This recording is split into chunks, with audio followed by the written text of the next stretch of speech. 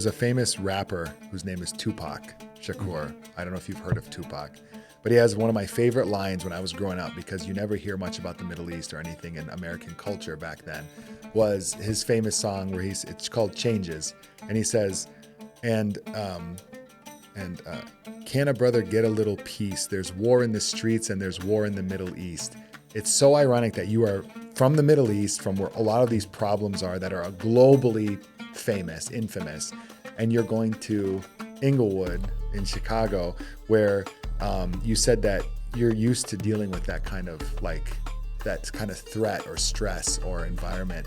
So was it really that scary to you, or did you feel like it was like, you know what, let me give this a try? Like different entities, they believe the environment approach is gonna help a lot to change the theme and the mindset of the people living in this area. Like when you start like thinking about the environment as a tool, not as a privilege or like luxury things and fancy things. No, it's a tool and it's an infrastructure can yield and have like a huge, vast impact in the community, and they can help a lot to change the mentality, mindset, and the whole structure of the community. It can help to change like the community in both directions. What I mean by direction or both model, vertical and horizontal. I want to talk about vertical when you go like deeply to the roots, to change the people mindset and mentality, and they start thinking, how can I use less plastic? How can I have like a garden? How can I have more environmental behavior? And in the same time, when you equipped and you feel like you're really like confident, so you open up to the community, and this is like when we talk about the horizontal impact. So you share, you bridge, and this is how the community get connected together. They see it like as an opportunity. When the people start thinking like about what you're trying to deliver as an opportunity, so you click, yes, I want to do this. I want to be like an environmental engineer. I want to work in environmental organization. I want to work in environmental grassroots or movements. So when people start thinking about like environment as an opportunity, they do much better. Like overconsume the water. Like there is like a hadith like لا تصرف المياه لو كنت على نهر جاري. If like there is a like active like raging river like conserve water. Yeah, and there's a lot. Don't overconsume. And that's like a active announcement or active call like for the don't overconsume in general.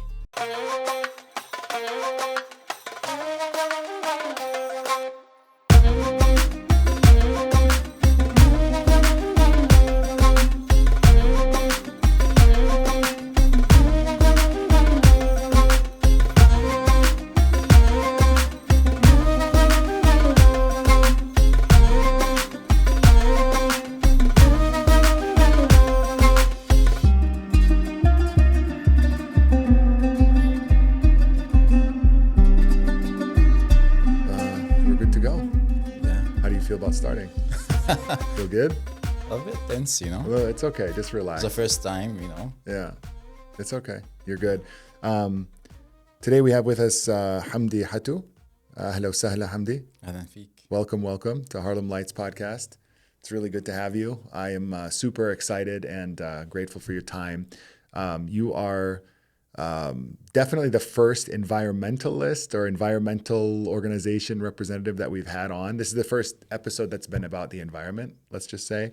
So there's some interesting topics that we can jump into, but before we get started, maybe just tell us a little bit about yourself and kind of how you got involved in the Chicago Muslims Green Team. Yeah. Thank you, Omar. Thank you for the opportunity. It's I know it's a bit tense, to be here. And I get a mix between English and Arabic, as I told you. Sure. Yeah. First of all, my name is Hamdi. I'm Palestinian, born and raised in Am'ari Refugee Camp. I moved to the States maybe 3 years ago. Graduated as civil and environmental engineer from overseas, and I joined different organization here and overseas, and I have been working in environmental field since 7 years. I started like in a rooftop over Am'ari Refugee Camp, which is, that's the beginning. Uh, like the refugee camps, they don't have like an access for playground or the green spaces, especially like Am'ari Refugee Camp. Where is that located for those It's who like, aren't maybe familiar? Just a rough idea. Like, yeah, it's like a 3 kilometer from, Ramallah, okay, okay. like a West Bank. And yeah, we come up with an idea to have a garden over the rooftops, and not even like just to have a garden, also like empower the woman in the Am'ari Refugee Camp. Like it's a really tough and harsh condition, uh, in different terms. I'm gonna say like environmental aspect, social aspect, and economical aspect. So we decide as a team to have a garden over the rooftop and empower women to do gardening, not for fresh vegetables or fruits, but also to have a safe space for the family so they can able to communicate, because we believe the social aspect can help a lot, like to have more sustainable and safe environment. Sustainability not exclusive terms for environment. Sustainability could be in development. Sustainability could be in the social aspect, which is like have a safe space for the family and the kids to play, to share, discuss, talk, and in the same time have a green areas around them. So yeah, we make salata Arabiya. We try to plant uh, this kind of a plant: cucumber, tomato, uh, radish, arugula, so the people they can make a salata. And alhamdulillah, we did this project like in one camp, and we cover more than 15 rooftops, you know. And that's how I start like my journey being environmentalism and activist. Yeah. Interesting. So, do you feel like from a young age you were inclined towards the environment in general, like appreciating the environment, appreciating a lot of people, they're like, when they're kids, they're like, just leave me alone, give me a screen, give me a TV or a video game, and leave me inside. They're not outdoorsy kind of people.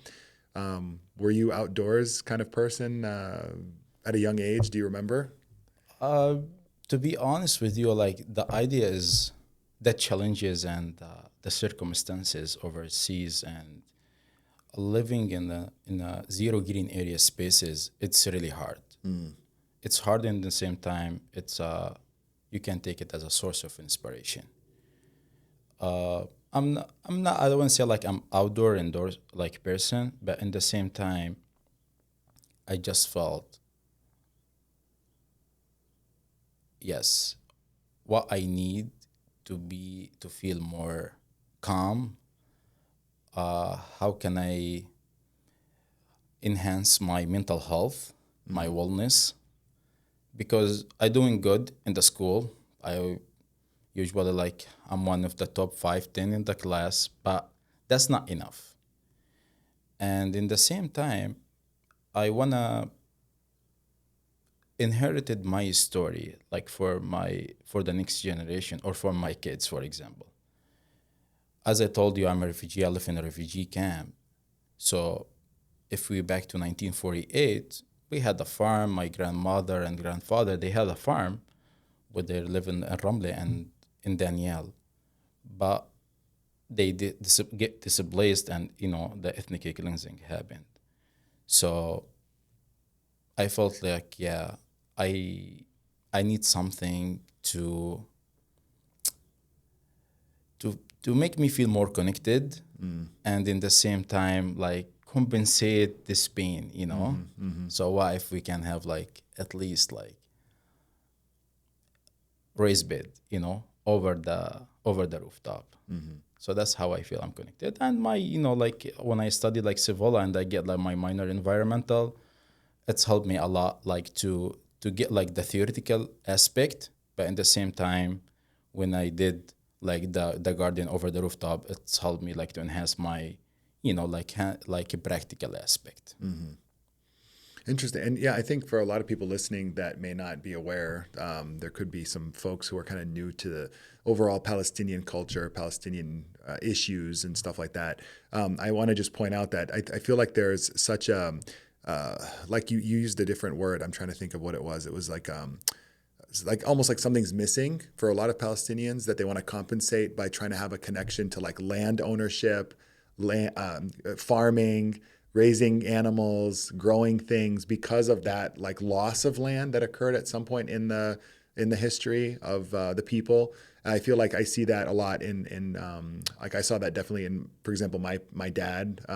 I saw that in other family members who are like, their biggest dream is just to like have trees, take care of trees, whether it's citrus, that's commonly grown over there, or even when they come to the United States, they're like looking for, how do I get a small farm with some animals, some stuff that I can grow. And it's just almost like a yearning or a calling within a lot of people, to Palestinian people especially, to want to connect to nature and the earth, and growing things and providing things for themselves and for their families and loved ones and stuff. Yeah, I agree with you. Like, like that's a big challenge, like the lack of like a land and the spaces like make the people like live in a jungle of cement, especially like, the concept of the refugee camp, like with zero green area.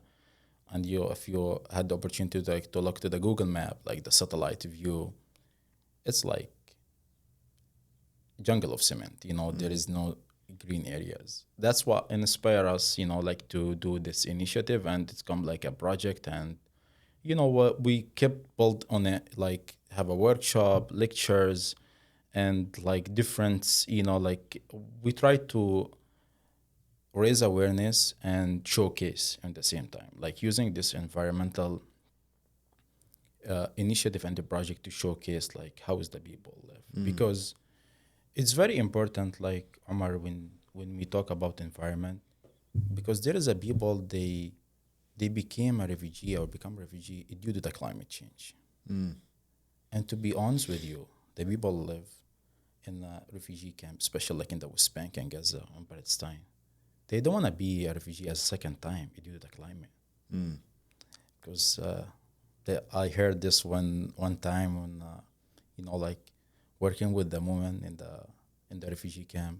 They said like, how many times I should be a refugee to claim a social status? The first time due to the politics situation, and the second time could be like due to the environmental situation, which is like the climate change. Yeah, especially in the Middle East, especially in that region where water is so scarce already. So the effect of climate change, I'm assuming, is going to be much sooner felt in those areas that are already on that line, right, on that razor's edge. It's a hot spot. Yep. Unfortunately. Yeah. Yeah. So you are the vice president of the Chicago Muslims Green Team. So we, the Chicago Muslims Green Team is an organization that I really didn't know much about. I had no clue even existed, to be honest with you. And when you reached out to me, I looked it up, and I was really impressed with the overall mission and vision of the organization. It lists that on the website that the mission is to connect Chicago Muslims and the greater community to issues of environmental justice and spread awareness about an eco-friendly lifestyle based on Islamic teachings. And then the vision is to inspire Chicago Muslims to lead in building an environmentally friendly city that restores balance and connection between nature and people. And so you sit on the board of directors, and obviously being the vice president and stuff, you're involved in probably a lot of like, the day-to-day or the week-to-week and the projects and stuff. Give people an idea who have no idea what you guys are up to. What kind of stuff do you do? Just in simple terms, like what are some things that you've seen with your own eyes or been a part of in terms of projects within the Chicago area? Yeah. Yeah, I can start with how I joined this organization. I joined this organization like in 2023. As I told you, like I came from, environmental background. I moved to the state and I was looking like for organization work in environment. I signed up for the program they have at this time. It's called Eco Ambassador. They try to help disadvantaged community to plant a tree, to submit a request to plant a tree. It's like a partnership with this or like Chicago Muslim Green Team, CMGT, and CRTI, which is Chicago Tree Roots. After I get my training, I become a trainer with them. Then I start my journey with this organization. It was founded 2019, group of women. They believe in environment, and in the same time, they try to showcase environmentalism and environmental from like Islamic aspect or under Islamic teaching, which is really inspiring for me. I came from Islamic background but I came from Palestine, but I didn't see this concept in Palestine, Yeah, yeah. which is really inspiring for me. I get the chance to join the board and become like a board member, then the vice president. And I like what the organization do. Like for real, it's really inspiring. It's a grassroots organization. It try to work. We try as much as we can to work with the mosque, work with the communities and different community, not only Muslims. We work with the church. We work with the mosque and different house of worship. I think something interesting. Sorry, just to quickly jump in. So I think something interesting that I want to make sure we touch on is, I feel like most people associate environmentalism with liberal, secular leftists. They don't really associate environmentalism with like religious groups or conservatives. More traditional kind of like people culturally and like religiously and just like the way they normally lean. So I think that's very interesting that there is this concept of like trying to draw inspiration from like religious background or religious kind of foundations towards environmentalism, which I just think like it's kind of atypical for a lot of people. A lot of people associate it with like liberal left, and liberal left is usually associated with more secular, culturally and socially. So I think that's really interesting. Hopefully we can talk a little bit about that. Like, what would you say are kind of some of the key things from maybe that people who are listening that don't know, that are like Islamic teachings or concepts of environmentalism? Like, where does some of it come from? Is it from like, the Quran, from the actual text, from the tradition of the Prophet Muhammad? Like, where does it come from? Honestly, it's come from different sources, like the Prophet Muhammad and the Quran, the Holy Quran, and it get mentioned like there is different areas. It mentions like about the environment and how you can protect the environment, which is like this is the whole concept of the humanity. Like I say in Arabic, like إحنا مستخلفين في الأرض, which is we are responsible. Like not what we wanna do right now. Also, like responsible for who gonna come next of us. We are responsible like to leave it like as much as we can, like in a good shape.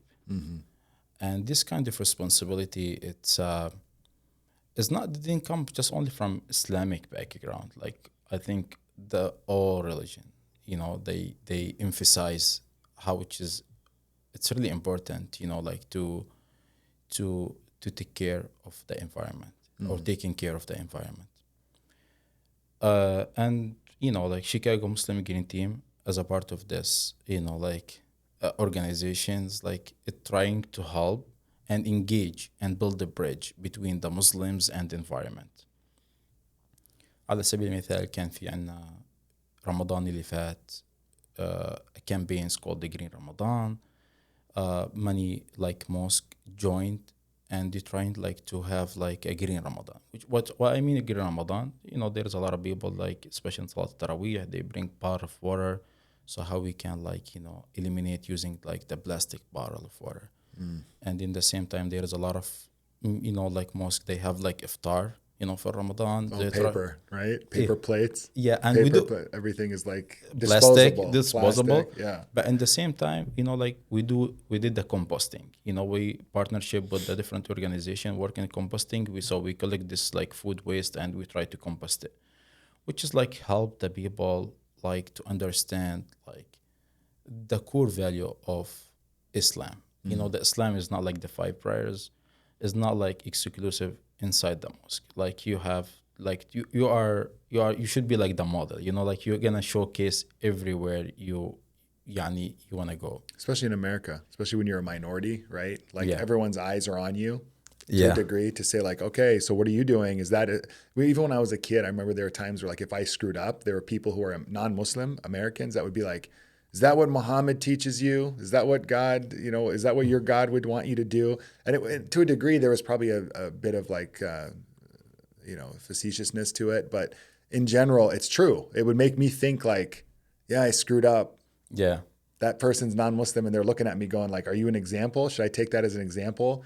And I took that to heart at a young age where I'd be like, okay, so I need to try to conduct myself with people in an upright way as possible and push myself to kind of, even though you don't want that responsibility sometimes, it is what it is. Like people still treat you as like an ambassador of your religion and of your people, so to speak, just because you're a minority. So, Yeah, you get labeled. Right. Like, easy and pointed, you know what I mean? Yeah. Yeah, it's tough. And this is what we're trying to do. Like, like there is awareness, do the capacity building, different workshop, lecture.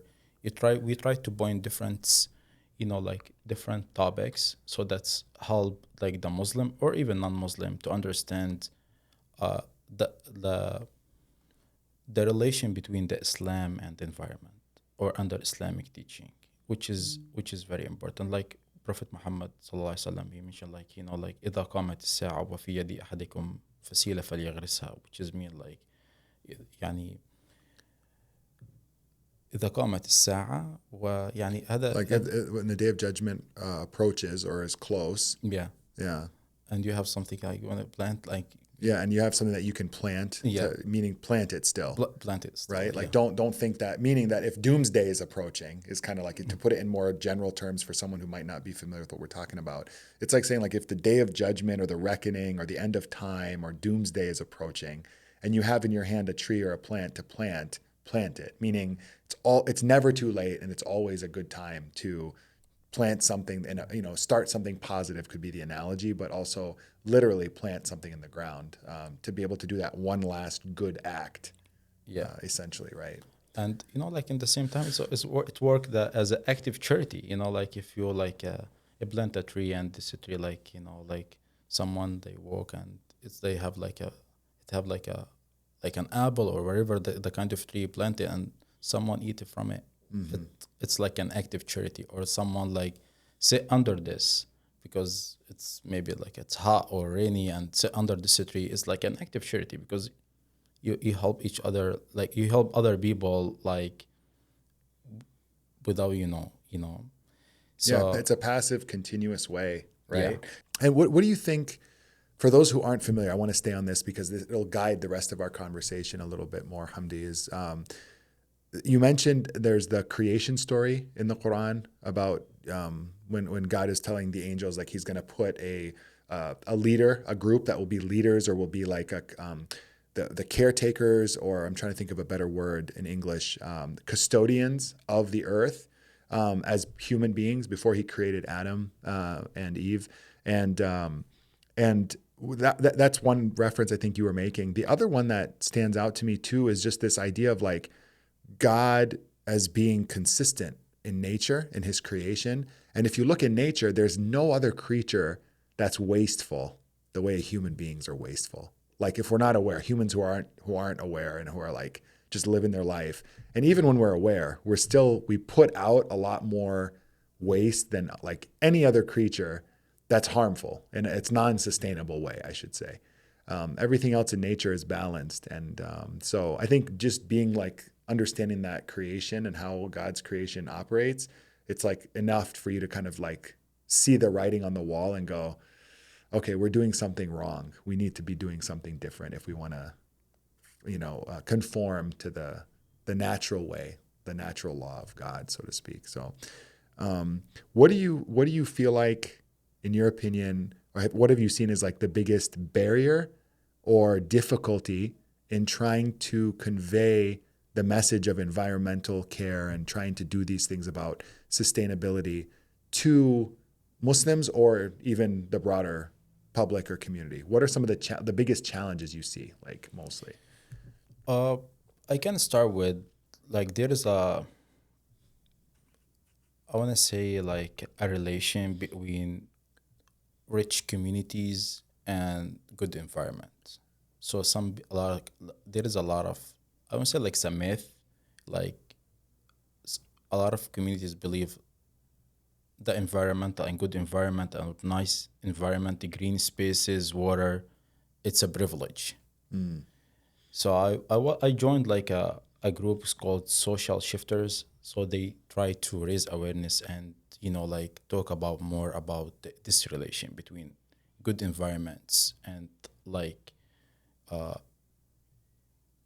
I want to say good environments and like the social aspect or economic aspect. Mm. If you go like now to see like like if you want to walk around Chicago, for example, if you go more north or west, whatever, and you see like like if you visit like certain neighborhood and this neighborhood is really look nice, the value of the house is like $1 million wherever, you can see like it's a clean, they have like a lot of green spaces, a green area. Mm-hmm. And that's not only exclusive in a state. You could, if you go to Kuala Lumpur, Singapore, wherever, there is a relation, because the people like they have like enough money or like they have like enough capacity. They're gonna like invest in infrastructure because like environment is not like only what you can see in the top or like you say like the superstructure, like what above the earth.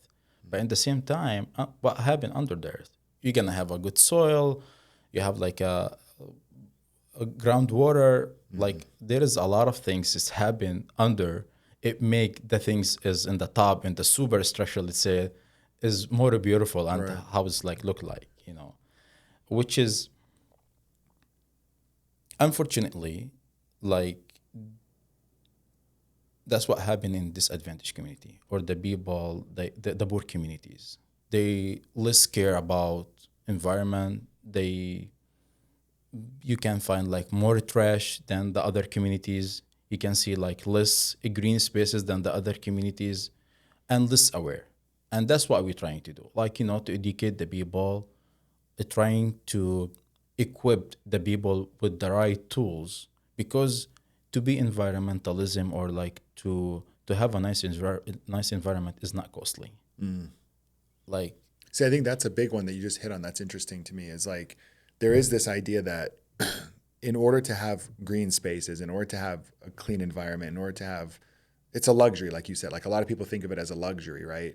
And there is a degree of like if you're really struggling, if you're super poor, financially stressed, you're trying to just make ends meet, pay your bills. One of the last things people typically think of as being on someone like that's mind who's in that situation is, oh, I want to have a green, I want to plant something on my balcony, or I want to have a small patch of good grass outside my apartment complex or whatever. But I think that if I've been in situations where I'm struggling, and when I was younger, and you're financially in a different situation than you are when you're 38 years old, and I can think honestly that like having the ability to just control the environment a little bit around me, having clean environments around you, green space where you can decompress, relax, and just take care of stress, exercise, spend time with a friend or with kids or whatever. It means a lot. So talk to us about that a little bit. Like, what have you seen in terms of people finding that in these environments that are difficult and underserved areas? Like, what's the reaction that people have when they see the green and start to change their environment? honestly, like I have like a personal like experience because Yeah, as I told please. you, like I lived and born in the Am'ari Refugee Camp, which is like the camp with zero green area. And like when my dad like his economic, like let's say like situation or like status like become better, we moved out from the camp, and we had like the chance to have a backyard, which is like immediately affect the inside interior environment of my family, and its affect like our grades, its affect like our mental health inside the home, our wellness, and even like the violence. Like there is like a big relationship, and there is a lot of studies like mention the relation between the violence and the green areas. With community less, they have less green spaces, more violent. They have more violence and more crimes than the communities or like the area neighborhood. They have like more tree canopies and like green areas, which is it's really inspiring. Like I watched like a videos maybe 3 years ago. There's they trying to showcase between the environment and like the like like a mental health issues.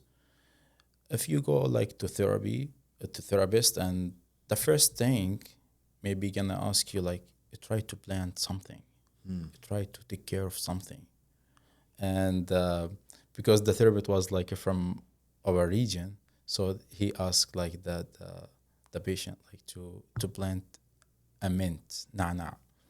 You know, the nana is like boom, like very fast and grow, like Yeah, it's like the easiest thing for someone who's not going to screw up, right? Yeah, exactly. Yeah. And you don't have to be like a farmer, like you don't have a lot of skills, but you see like the growing a boom, it help you a lot mentally.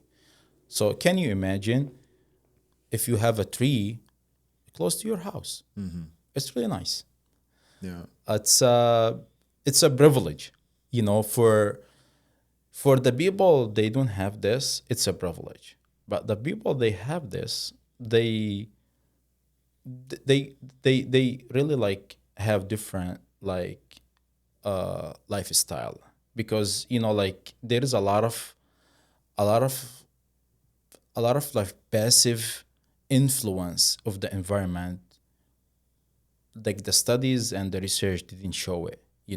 They try now to find like the relation between the energy and they call like the urban heat island and the environment. Like like for example, if you have a trees or a couple of trees around your house, they can save you money, a lot of money, because the shadow, they can less heat or less AC, so they can help you financially. So can you imagine with the poor communities, and they don't have a trees, and they already didn't have enough money, so they're gonna affect their bills, because they're gonna pay more for the AC or the heat, and this is like how it's like really accumulate. It's really like a challenge like environment. So that's what we're trying to do, just like educate the people as much we can, trying to showcase, and it try to emphasize the concept is called like a triple bottom line, which is social, economic, and environment, which is very important. Like to understand this, like the connections and the intersection between these three aspects: social, environment, and economic. It's it's really like it's really important, because uh, I like to mention here like there is something we call it like a leverage point, which is when the small thing can yield a vast impact, which is very important. Like just like to have a tree, or just like have a green area around you, or just like recycle. Don't use like a plastic bottle. Try to compost your food. This kind of behavior is gonna help you a lot. But sometimes the people they want to see like like the fast like impact, Right. which is I know it's hard, but it's doable. Well, that's Yeah. also, it goes to like what kind of insanu ajula, right? Yeah. And we know from the Islamic tradition, like God says that human beings are very hasty and impatient. We are as creatures. So I think something interesting you mentioned is like getting people to do these little things. To me, it sounds like it's empowering, right? Because like you're giving people a sense of ownership, responsibility, agency, like a sense that they can do something to affect the way they're living. Can you speak a little bit about that? Like, what have you seen in terms of like someone who maybe wasn't considering these environmental ways in their life and then they changed? Do you have any anecdotal stories or anything that you can Yeah, like mention? yeah, for sure. Like I get to learn more about the people I work with more than what I found in the books or in the university, to be honest. Like working with the grassroots for me is a privilege because you're gonna learn a lot and to listen to the people need and try to understand the community needs. It's really powerful. For example, like I know like a group of women, they work hard to have like a garden over their rooftop. They work very hard. They try to pick and choose like very expensive fruits. For example, overseas like strawberries, like it's come in certain season and is not affordable, especially for the community. So they try just like to focus in this type of like a fruits and they plant it and then they start selling in the market with affordable price. That's helped a lot the community. So the community they came and stopped by to get the fruits from this house, and in the same time, this money it's helped a lot the family to educate the kids. So this is like the powerful of like this is like I call it like a like circular economy. That's what we call it, circular economy. When the people they plant the strawberry and the strawberry it's not affordable for this community. It's considered as like a expensive like a fruit, so they can offer it an affordable price, and this money this family invested to educate their kids, and which is really important for me. It's like really inspiring story because these kids will come back to the community and share the knowledge and help in different way. So this is how we can give back to the community, because when I studied engineer I felt like yeah I don't want like like just like live in different environment, but about my community, what about my people, so I have to give back but in different way, Right. which is like how we can circulate and like sustainable education. We need sometimes sustainable education too. Yeah. Yeah. What are some of the challenges, going back to that question? Like, what is the hardest part about, like, let's say you go to someone and they just think like, this is a bunch of, baloney. Like, what does it matter? Or I'm not really interested, or what good is it going to do? What are some like some people that you've met that are like, some examples of that? How do you deal with them to kind of convince them that there's this benefit that you're talking about? There is a lot of like a lot of challenge in this environment, and there is a lot of myth. Some people they don't believe, they close the door. You offer for them like it's like free trees, get free trees, just like the people, the city or wherever they come and will plant it and water it, and you don't have to pay any penny, but the people they refuse. Is it because they just don't trust it? They don't think it's that easy? Some people they came with the it will affect my house foundation, it will affect my like whatever, like they believe like there is like a people they can, there's a lot of people will come and like hang out around my house, because there is a tree, there is a they can use the tree shadow or whatever. There is a lot of myth, but in the same time I like to focus in more in success stories, like when I work with the different communities, with especially with uh we targeting like poor communities and people like they have less opportunity like to go to the school or the university or college. I work with a group of women, they don't they didn't know how to write or read, which is really hard. And like to deal with them, it's really challenging because we tried like to create, for example, a group, WhatsApp group or whatever social media we're gonna use, like so we can follow up with the women. What really inspiring me in this group, we cannot find any text.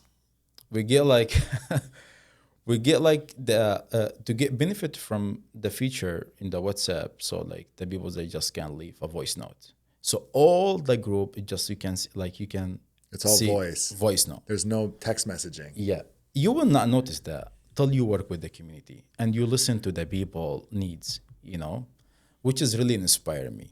Like I have a WhatsApp group with no one text, no one letter, Not a single text. no single text.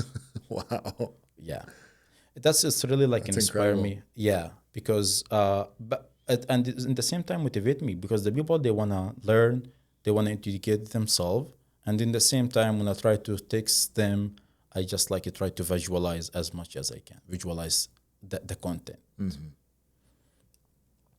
Yeah,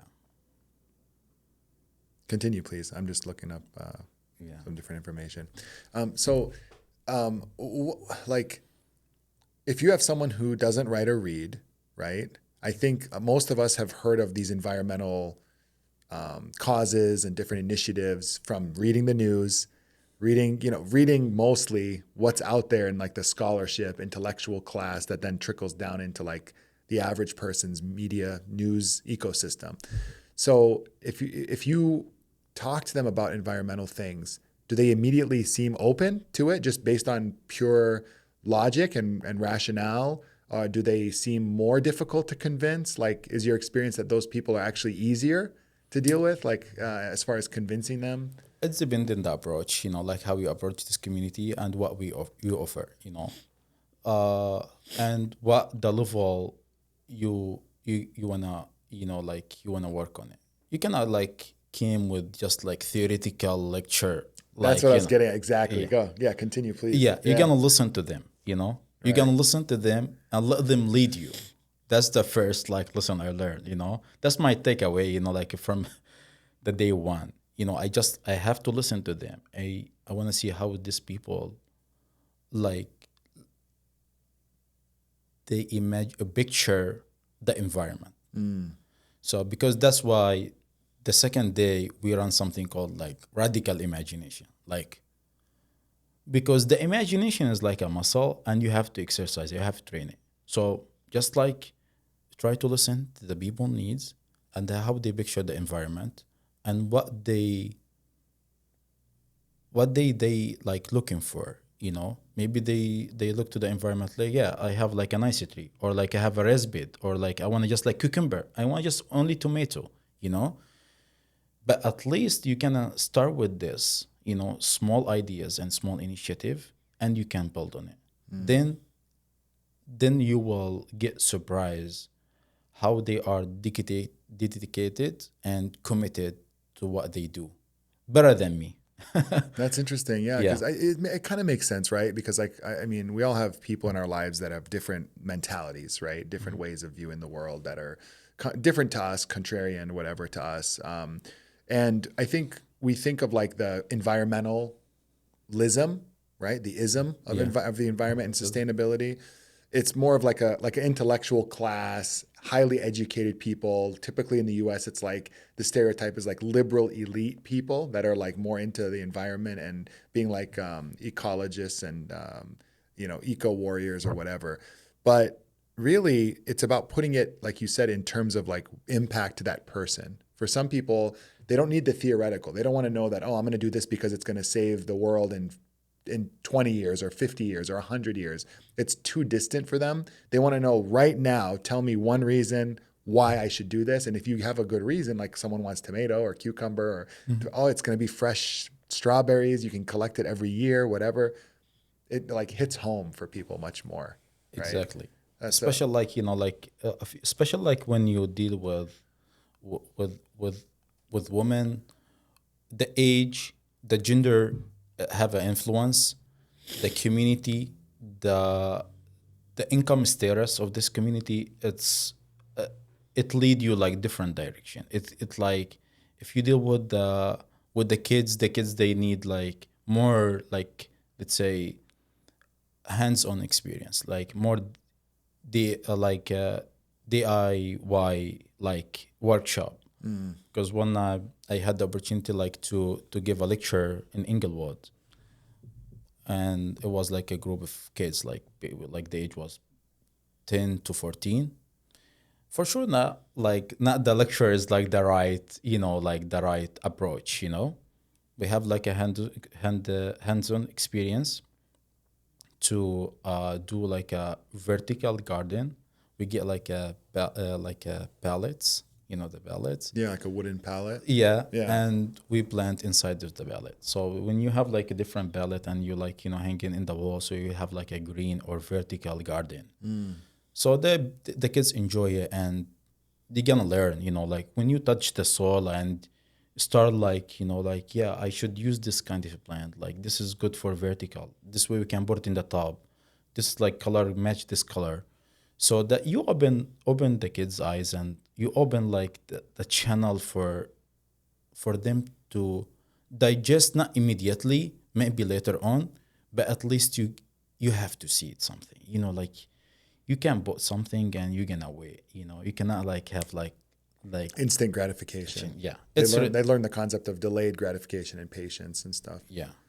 So you said Englewood, and I want to just mention for people who aren't familiar with Chicago, Englewood is one of the most, to put it like, nicely, I would say, like harsh, known or notoriously known to be like, full of like violent crime, gangs, shootings, very, very rough neighborhood of Chicago that people are, it's always on the news, right? Englewood.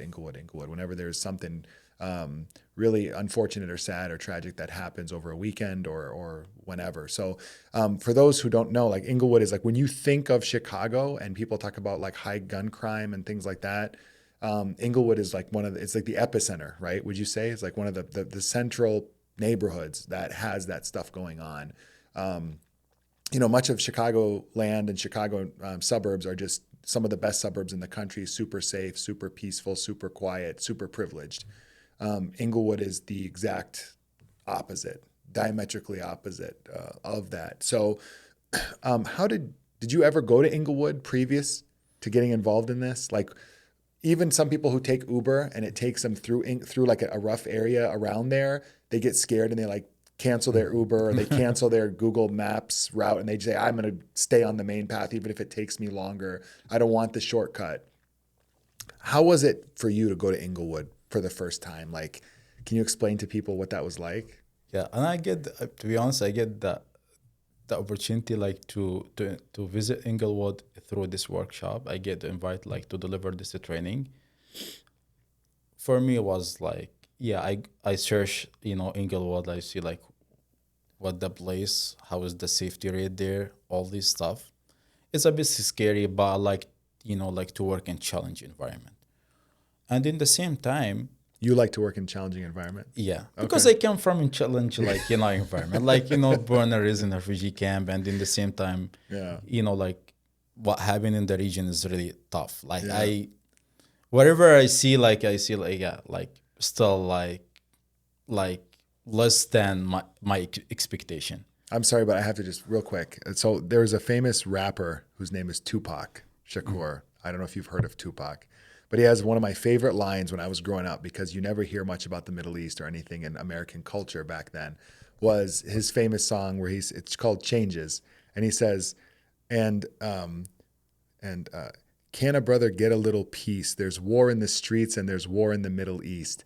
It's so ironic that you are from the Middle East, from where a lot of these problems are that are globally famous, infamous, and you're going to Englewood in Chicago where you said that you're used to dealing with that kind of threat or stress or environment. So was it really that scary to you? Or did you feel like it was like, you know what, let me give this a try?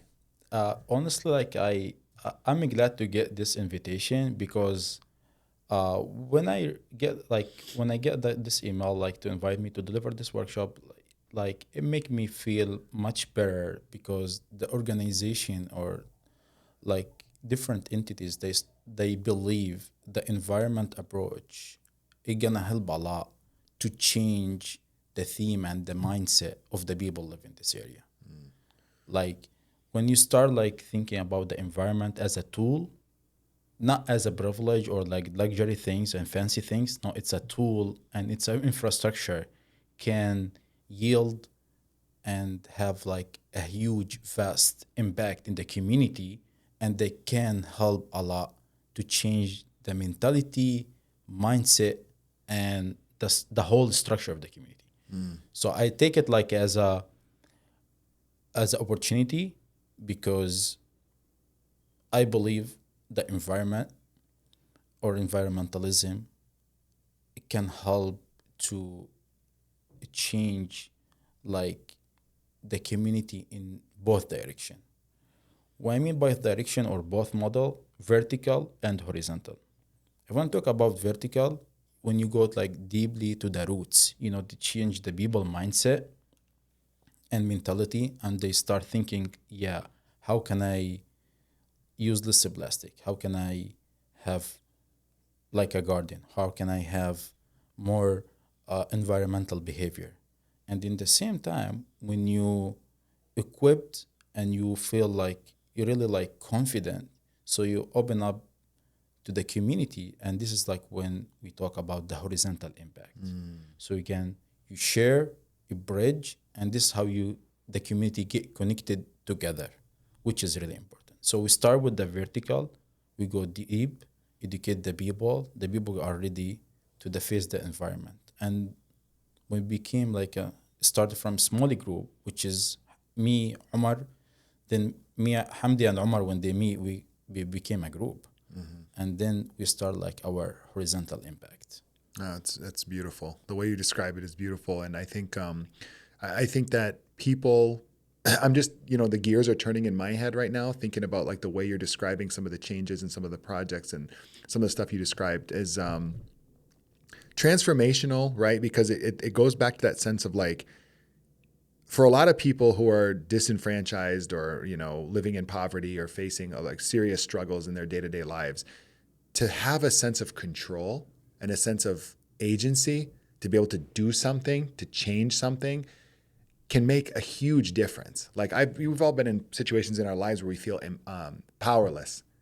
To be able to do something, to feel like you're empowered to take control, to affect change, it can be that little seed. It's a analogy is ironic with what we're talking about, but like it's that little seed you plant, and then it can become something much bigger later on in life or as you grow, right? 100%. What have you seen? Right, you give some examples, give some people some ideas of kind of some of the stories or things that you witnessed working in these areas, in these spaces. I like when like always the feedback. Like the feedback is the seeds, Like when the people after the workshop they start reaching out to me, like say, yes, Hamdi, we had this type of a plant. What we can do, like how can I water it? How can I take care of it? If there is any like lectures or resources that you recommended for us, we wanna more about this kind of topic, like vertical gardening. The vertical gardening is like the whole. It's a big topic, and rooftop garden or wherever.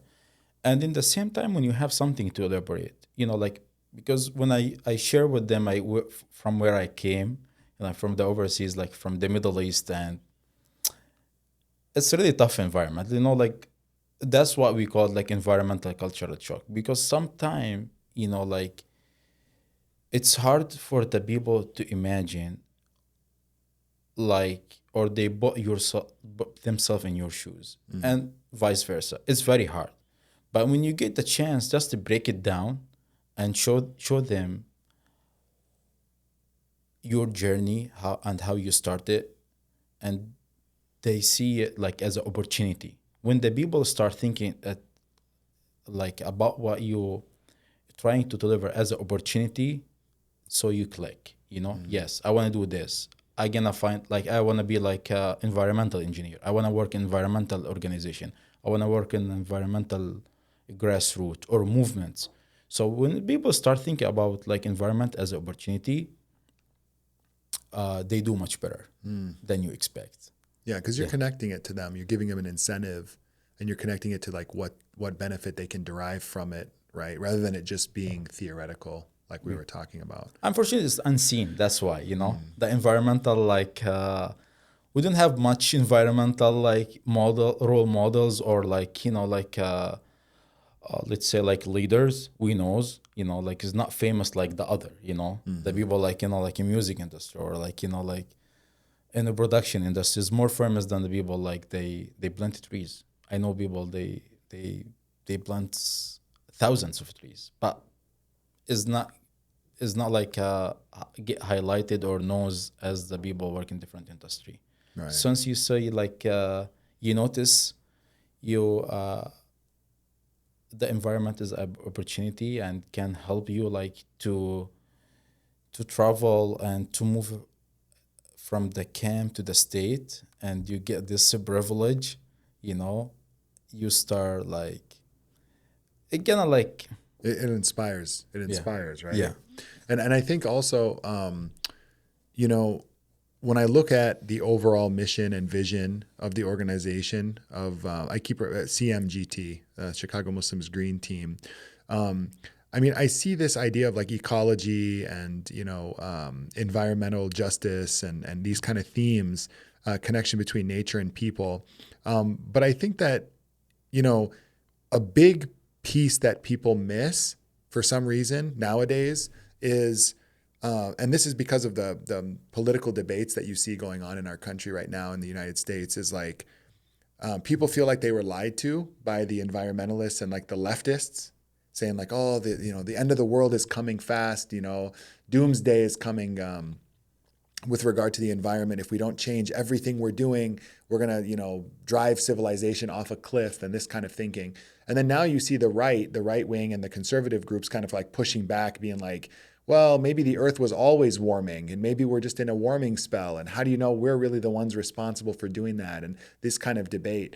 I think looking at the environment from a different angle, which when you say the Islamic teachings, and also for not just Muslims, but Christians, Jews, people of all religions and faith groups, there's some teachings in every faith group that tell you to like not waste water, not waste things that are perfectly okay. Like don't just throw things away. Don't overconsume. And when you tie those themes into everything around you, it's natural that it's going to be the environment as well, impactful, right? So like even if someone tells you like, oh, you can just cut down the Amazon, it's not going to affect us, you feel like that's got to not be true. Like destroying a lot of trees for no reason cannot be good, cannot be sustainable, right? What do you think of like this debate going on right now about, the environment, and then, oh, well, it's not as big of a deal as you thought, we'll be okay, don't worry. We can keep cutting trees down and, burning fossil fuels and everything else. Do you have any thoughts on that? Like there is a lot of like example, and it's happened, like the flood and like the climate change. It's real, like I heard it from the people, my family, they live here, like when they start talking about the Chicago weather like 10 years 20 years ago, Yeah. like they always say like, yeah, climate change, like you are lucky you came here like 3 years ago. Like they used to have like the snow like 6 months or 8 months, then now they have like much, like longer summer, or they have like a 4 season now. So it's real. And the people, they like gradually get adopted, you know what I mean? So like every year, like, yeah, you notice like, yeah, like we have like longer summer, or like I wanna like the people like they it's hard like to notice the gradually change in your life. But when you put it like in the small scale for small communities, like like which is like the hot spot, like or under threats, it's easy, you can notice and distinguish. Yes, it's real. For example, the water scarcity, like in the region, there is people, they don't have a water, like they don't have an access for the water. In the large communities, more privileged community is less. Maybe here in the state is hard to distinguish, like because the scale.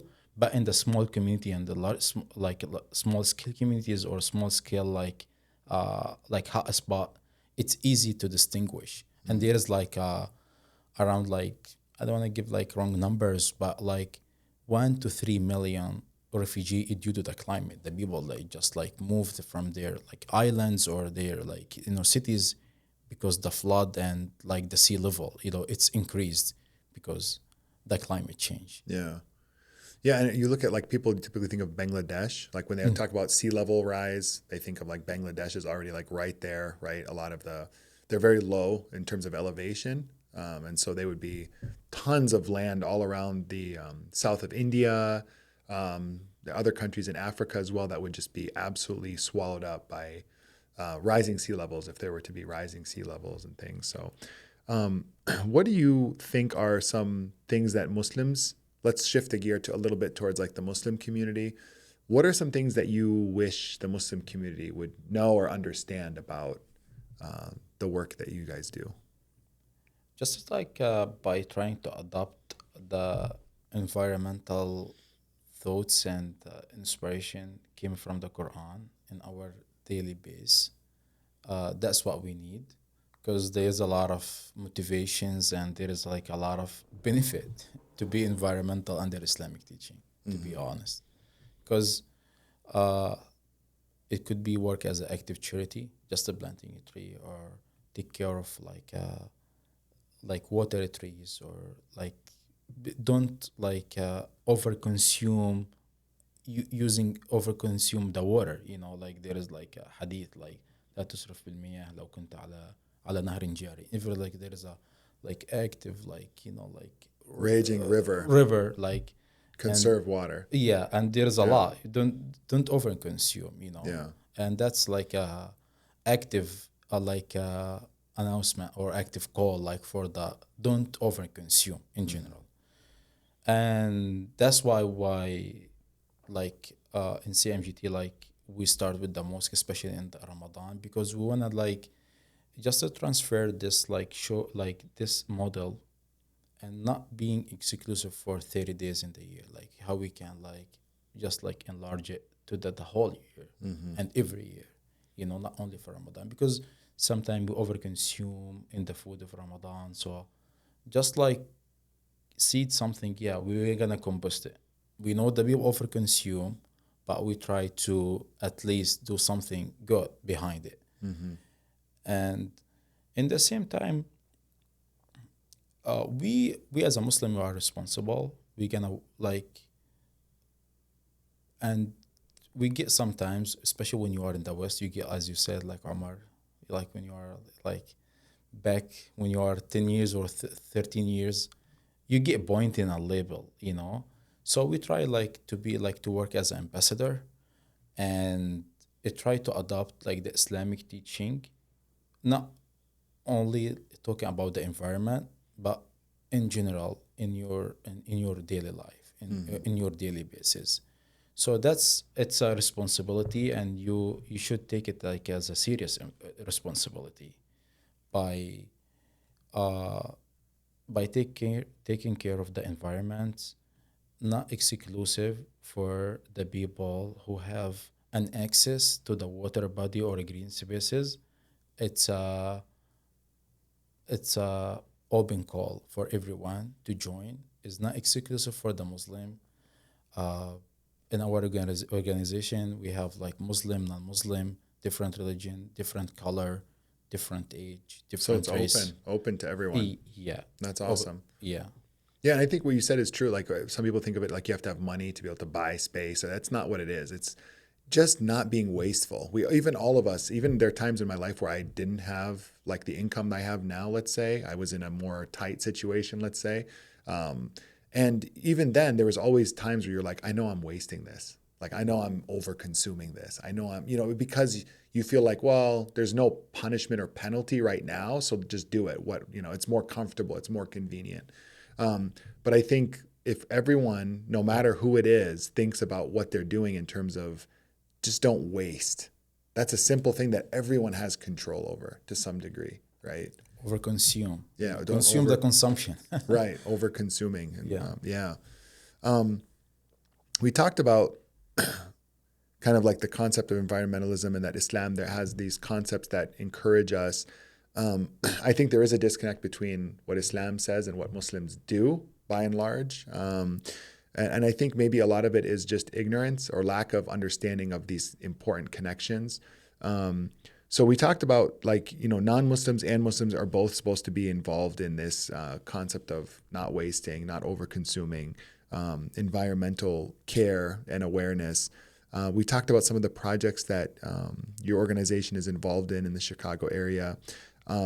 What if people want to get involved in this? What is your advice to them? Do they reach out to you? Do they email the organization? What's the best way? Like if you could say, I want everyone to help me, is it donating? Is it with their time? Give us some idea of how people can get involved. Like we are on different programs. We have different opportunities to join and to learn more about the organization and the project we do. Uh,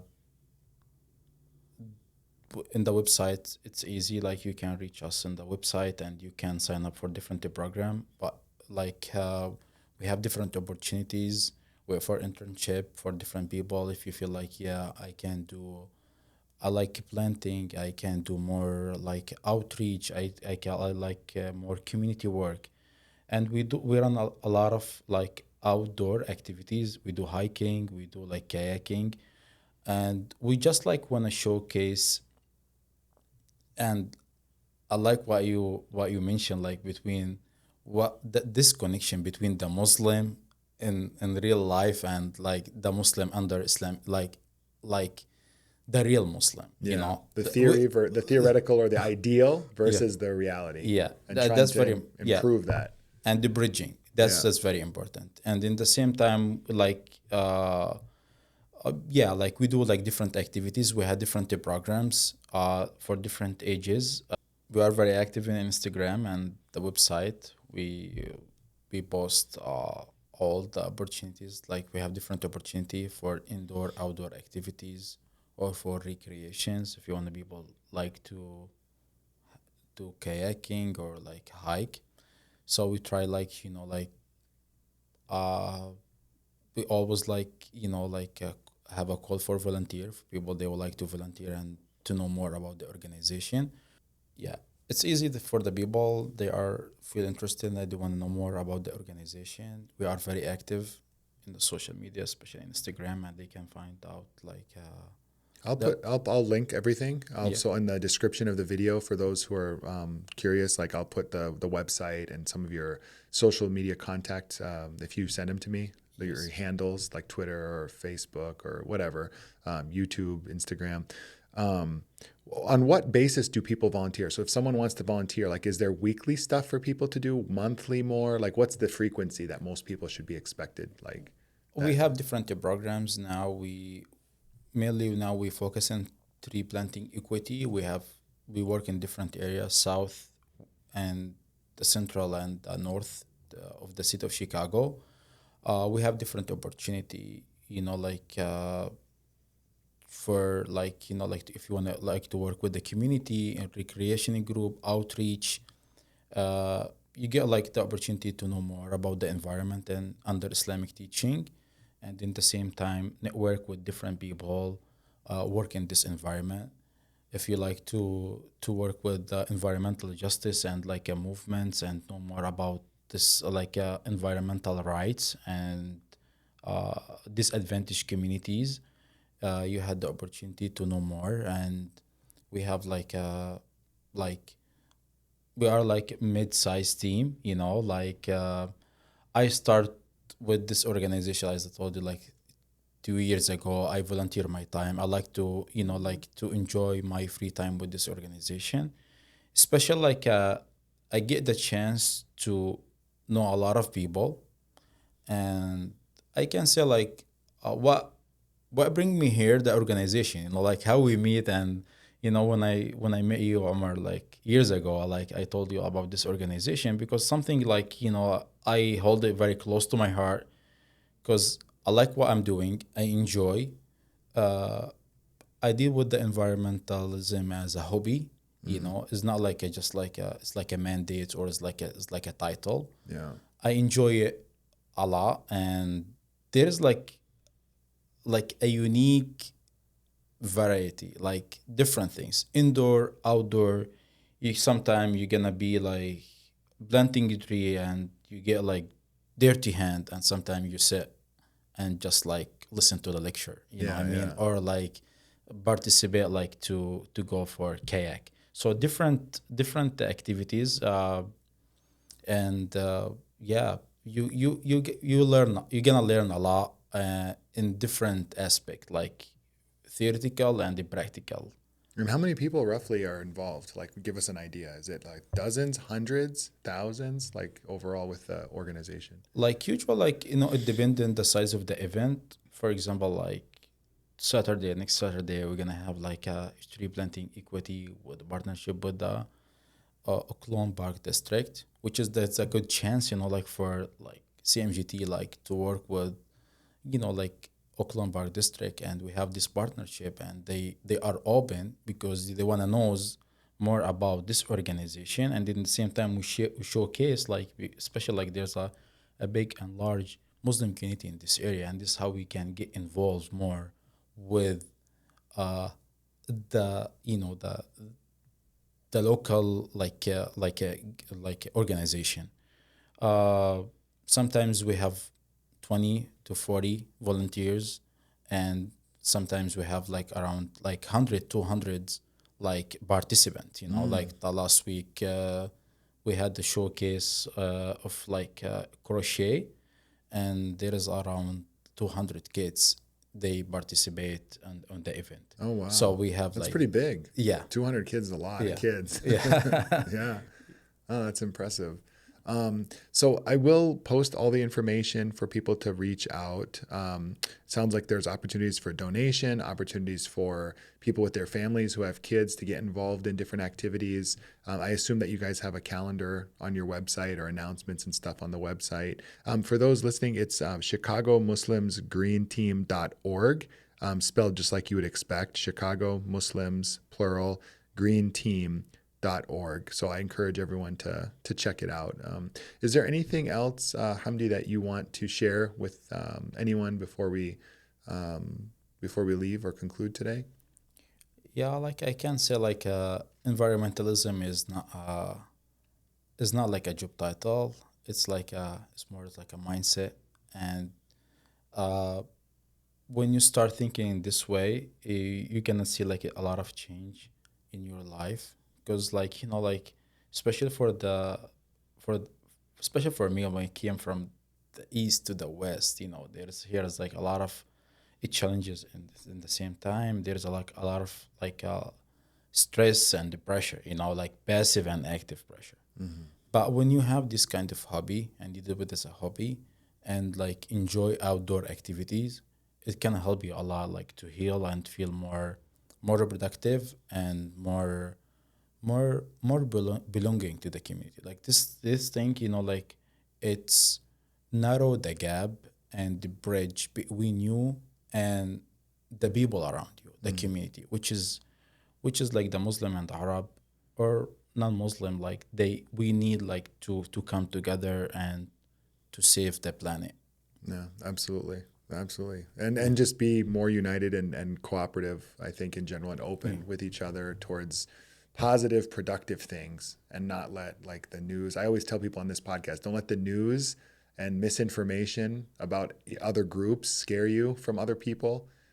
Most of the time, it's just designed to be divisive and separate and divide people and get them fighting with each other. We need to see past that. It's kind of the oldest trick in the book, and try to trust each other and reach out to each other and cooperate and build good things together. And that's how you improve not only your community, but America and also the rest of the world. So I want to remind people, please subscribe to the channel, share and like this video and others that you may have had the opportunity to check out on HaRLeM Lights podcast. And Thank you so much, Hamdi. It has been a really great conversation, and I'm so glad that we were able to give some visibility to your organization, to those listening on the channel, and look forward to hopefully hearing about some future projects, have you guys back on to talk about some other developments in the future. And hopefully you hear that you got some more interest in people being involved in volunteering after hearing this podcast. Thank you, Omar. No, thank you so much. Thank you. Until next time, everyone. Have a good one. Bye-bye.